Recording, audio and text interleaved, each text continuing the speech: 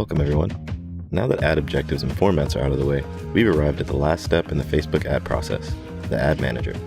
Let's get started. Audience Insights. One of the most important parts of the process is defining the audience. We suggest you create a custom audience before creating your ad to make the setup easier and the ad more effective. When doing so, make sure to start with targeting one interest that fits the design. Use the Demographics and Page Likes tabs to help you with your research and expand to other areas. Add in additional interests, especially ones that can be considered keywords, and save that audience for later. Ad format.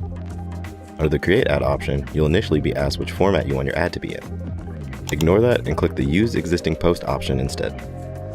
The main difference between the Create Ad option and the Use Existing Post option is the look of the ad itself.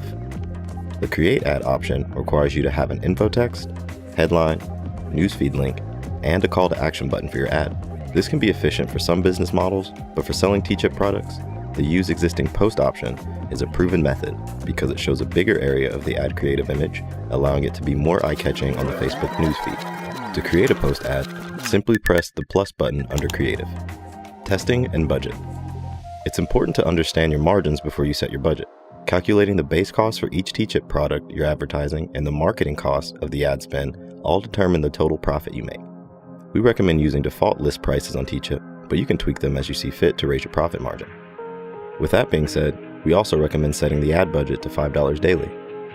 This allows for low cost in advertising and a higher reward and profit when testing for winning PPE ads, which again, you will need a Facebook page for.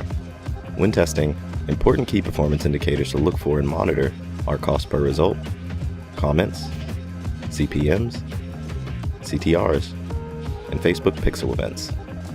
Because a lot of ads don't convert sales for the first 2 days, we recommend these metrics for gauging the potential of your ads. If by day 3 you don't have any sales, stop your ad and retry using a different audience. If you do have sales, start scaling up by creating a website conversion ad. Scaling. Once you have a PPE ad that's getting decent engagement, you have a winning ad.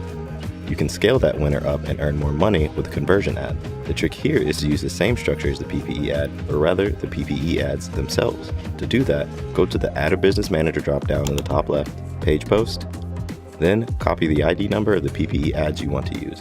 Then navigate back to the ad level of the manager, click the tab Use Existing Post, scroll down to Select Post underneath Creative and paste in the ID number.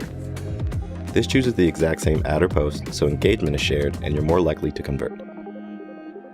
Using this trick transfers all the engagement and activity of your winning PPE ads over to the conversion ads and will give your conversion ad a boost in the Facebook ad algorithm.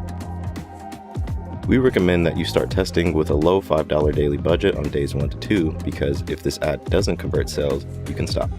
If it's a winner and you've converted sales, move on to $15 for days 3 to 5, then $30 for days 5 to 6, and if your ad is still performing well, move on to $45 to $60. And remember, it's important not to scale your ads too fast, or you will reset the algorithm and your ads won't be effective.